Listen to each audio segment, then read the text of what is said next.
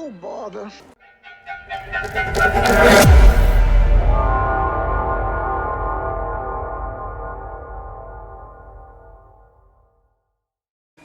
Hello my friends and welcome back to the channel. I'm Yin Yang and today we are back with another episode of our Empire campaign Let's Play. Now, before we get started, I did want to touch on something that I realized that I had not really talked about and or talked about in more detail, and that is going to be the unit cap system. So as far as how the unit cap system works, we're going to have core units like this. Core units are units that you expect to see in a standard state army.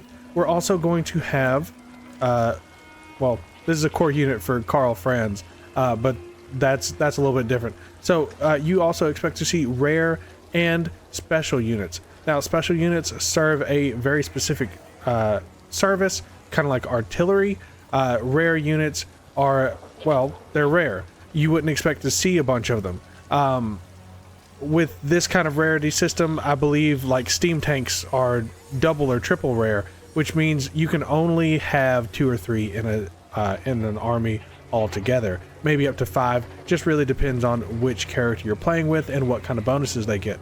But I just thought it was really important to touch on that before we go any further, because it is going to affect how we build out these armies. Now that we have talked about that, let's go ahead and get into our first battle of the episode. It is going to be the Battle of Ubersreich. I don't believe we have anything really stopping us from just straight out attacking it. It's not walled, at least not yet. So let's go ahead and jump on in, and I'll see you there. We hunt this day without warriors neither born nor dear. No, as Sigmar thought, so shall we. We will become part of the legend by order of the Grand Theogenist. Show no mercy. The sun will set against as our men march in on the city of Ubersreich, we're coming at it from a much different perspective than the Vermintide games, of course, where you're defending it. Now, our situation is as this. We came in from the southeast, and so this is the direction that we're attacking from. Now, that's something that I like to do. I'm not sure if it's always the smartest thing to do, but if I come in from a direction and we don't take time to besiege it, then we're just going to attack from whatever direction we're coming from. So we have split our army into 2 sections, one led by Ludwig and the other led by Karl Franz. And of course we have our knights coming around to really confuse the enemies, make them spread out, and give us an opening into the city. So let's let this battle play out, and I'll see you back out on the campaign map.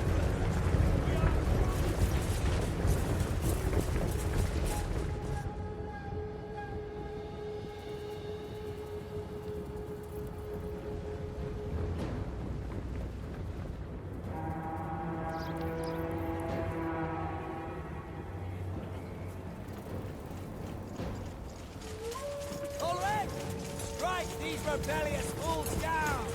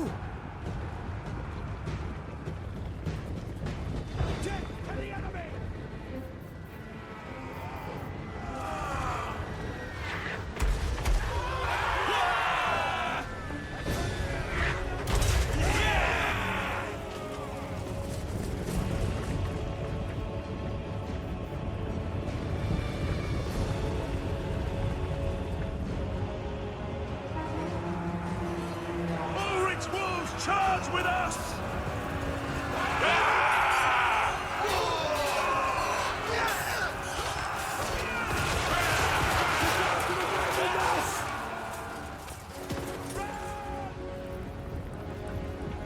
They are wavering! Fight, men! Fight for our right to live!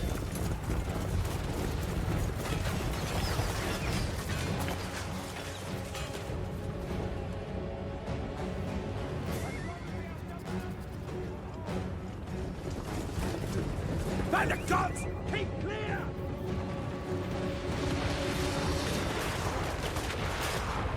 Sigma!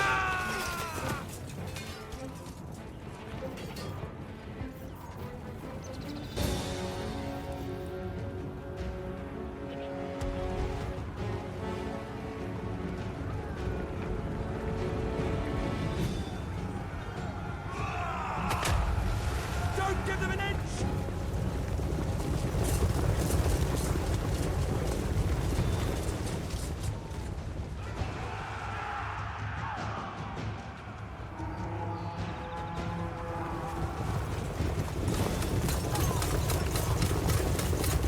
Brace for impact!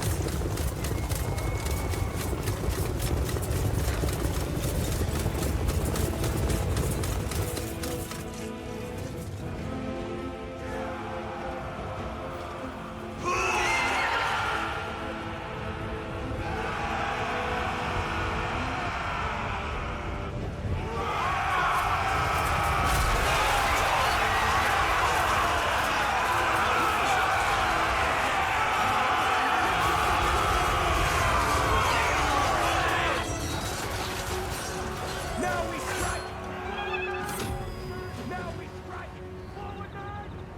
Smash that aside!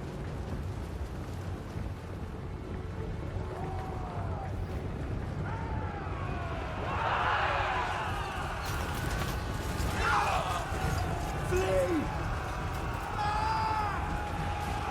Ulrich's chief! Retreat!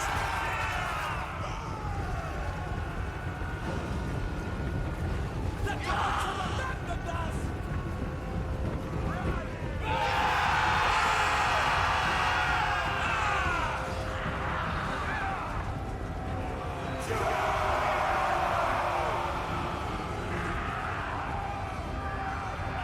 Don't give them an inch!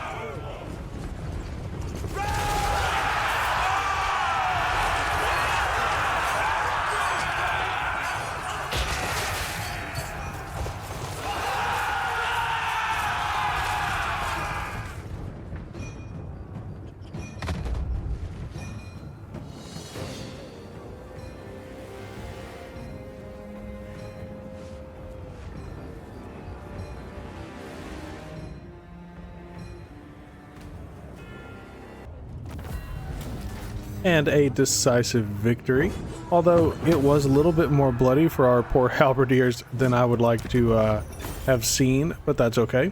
We're going to go ahead and occupy this settlement as well. And finally, Karl Franz has gained his horse. We need that so that he can ride into battle gloriously. Now, something else that I had mentioned, or forgotten to mention, excuse me, about Sigmar's heirs is that they switch out his hammer for a sword. And there is a reason for this. We'll talk about it as the time actually comes down the line. But it's pretty cool to see him using his Reikland runefang, which, you know, he talks about. Now, I do wish that he could have the hammer as well. You could switch them out, but hey, to each their own. Now, let's take a look at what we can do. Do we have any? No. No ancillaries, no magic items. Nothing to worry about there for now. What we are going to worry about is ranking him up again. We're going to make those troops even cheaper. Now, I don't stay on the blue tree for all of my characters, but it is something that I feel is appropriate with Karl Franz.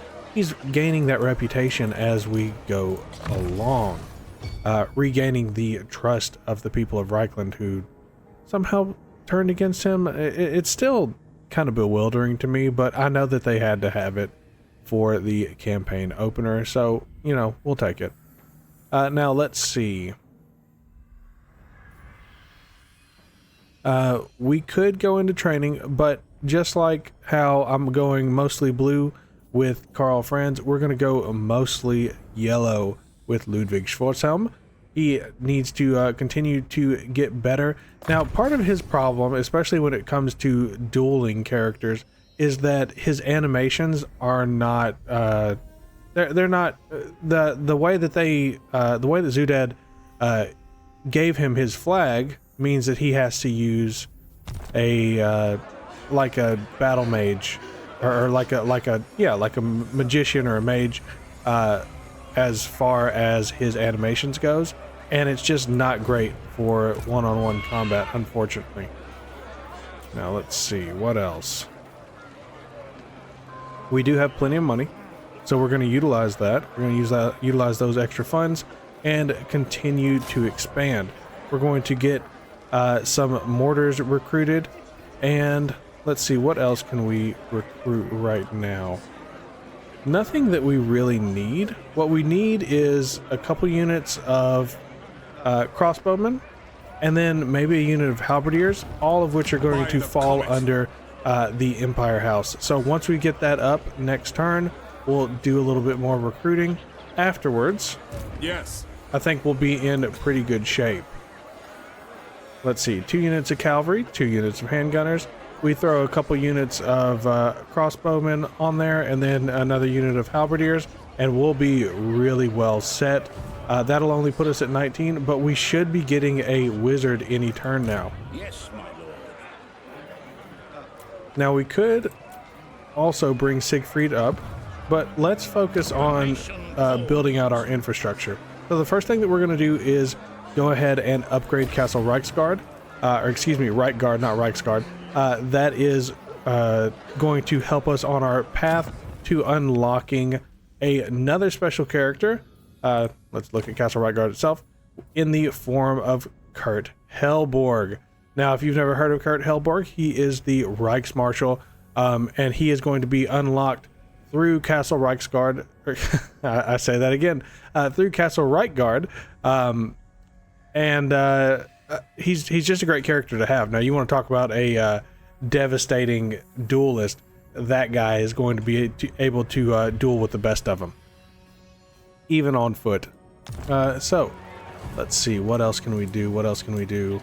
It looks like, other than research, that is going to be it for this turn. Now, for research, I am going to try to diversify a little bit. We're going to go with state troops. That's going to get us, I think they get faster and they have better morale, but I can't read it because there's so many units on the thing that I can't actually see it, unfortunately. And it'll tell us here when we actually research it, so it's something I'll just have to keep an eye on.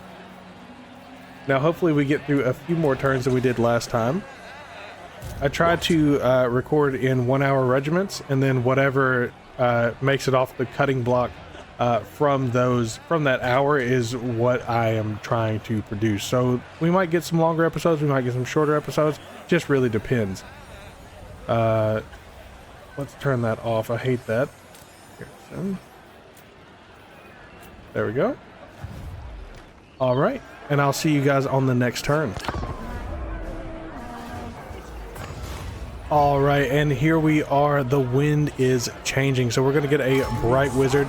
Bright wizards are just my favorite kind of wizards. I mean, just period. They're just so much fun to have. I think they're the first wizard that you get when you're playing.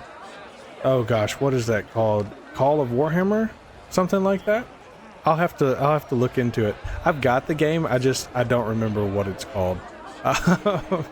But regardless, it is really cool to have one on our side. And while we're at it, let's go ahead and give him that unique name that is lore appropriate. So let's see.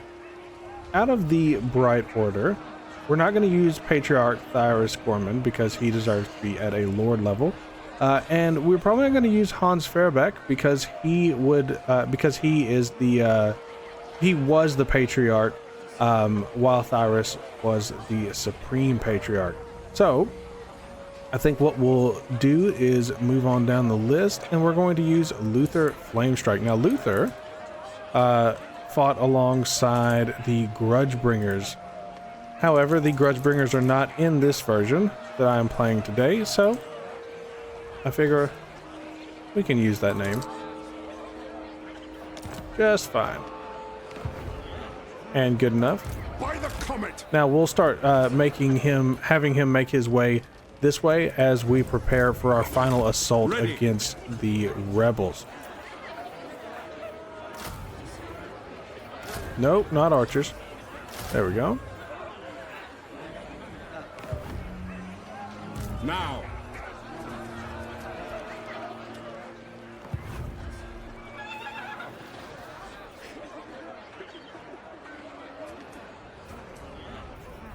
And this turn is going to be fairly short, but I just want to make sure there's nothing else that I can get accomplished first.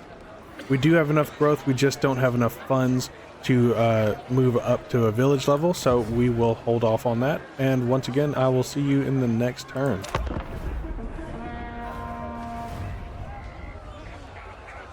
Okay, and coming back in, it is time to finally deal a crushing blow to Reinhard von Mackensen. Now before we do that, we're going to try to unite our forces. Might not be able to pull that off. Flame on. No, we're not going to be able to pull that off, and that's okay. Now. I would have loved to be able to have Luther join the army to get this final battle over with, but that's okay. Make him a better defensive player. And let's go ahead and get into this battle. As the moon rises over the city of Bogenhofen, so too does the Imperial Army march on the city itself. The Emperor, intent on bringing an end to the rebellion here and now. We will not wait until the sunrise. We will crush them all together. At least that's the intent. Now, our forces are going to be mostly going up this main corridor. They have prepared for us. They have barricades and armaments, towers ready to shoot down on us. But we have something a lot more impressive.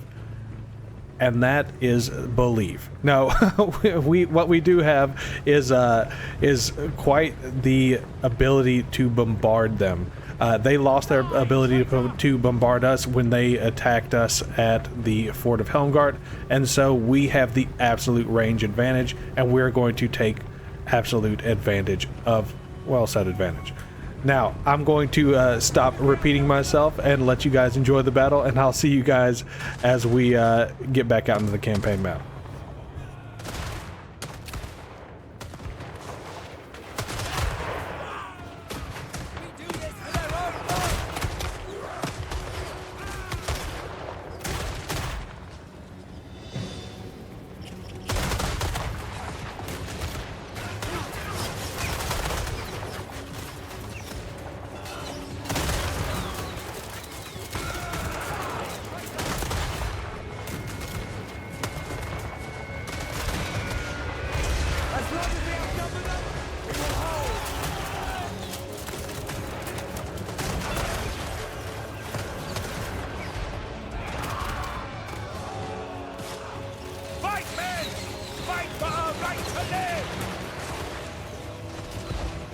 long as we outnumber them, we will hold.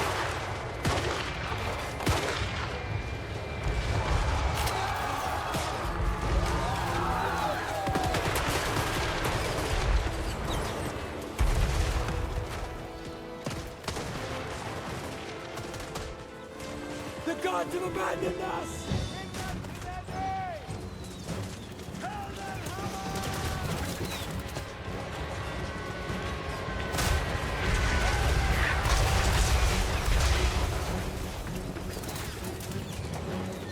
Not down there! Run! Don't give them an inch!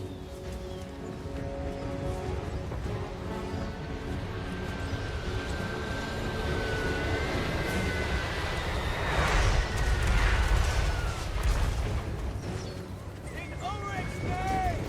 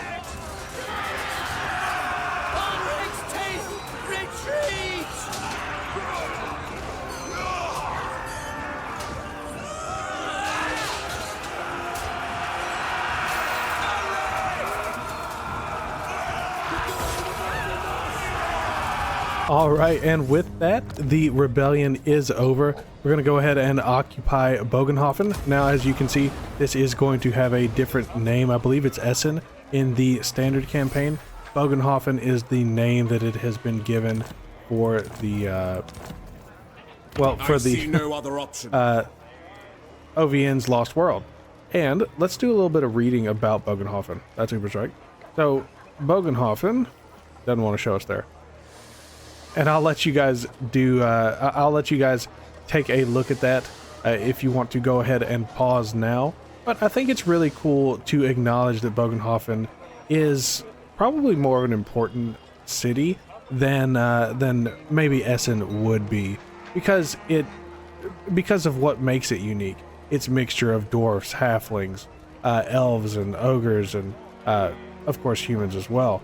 But it's the trading hub of Reikland. It's not just a border town with Marienburg. So again, just really cool, and it's actually going to have its own unique landmark as well, which is going to be the Secretariat for Trade Equity. That's going to give a bonus income of 285 plus tradable resources produced faction-wide plus 2%, which is really good. Really good. And it gives you those river wardens. I believe those come from the Marienburg mod, but I'll have to double check on that. I command here. Now, speaking of Bogenhofen, it does look like we can upgrade it to a hamlet if we want to, but we're going to focus on Ubersreich, just in case, you know, it ends up being a fallback point either from Helmgart or from Altdorf. I like to have a good, strong, well, entire settlement, or entire first province, but this one is pretty important. What do you want of me? Now, speaking of important things, we've got to talk about what's going on across the map before we close things out. So, Hochland does appear to be, well, holding out pretty well. Not only is Hergig still standing, but so is Krudenwald, which is very interesting. Looking further afield, we've got the Grand County of Stirland doing pretty well as well, holding on to Lichtenberg, as well as the Moot down here. Coming down further south, wow, I mean, it is just, we're in a lot better shape than the Empire usually is. And whether that is because we've got the extra factions helping out, or just a run of good luck, I'm going to say that this is a pretty solid start. I'm really genuinely surprised. I'm not used to the Empire being in this good a shape.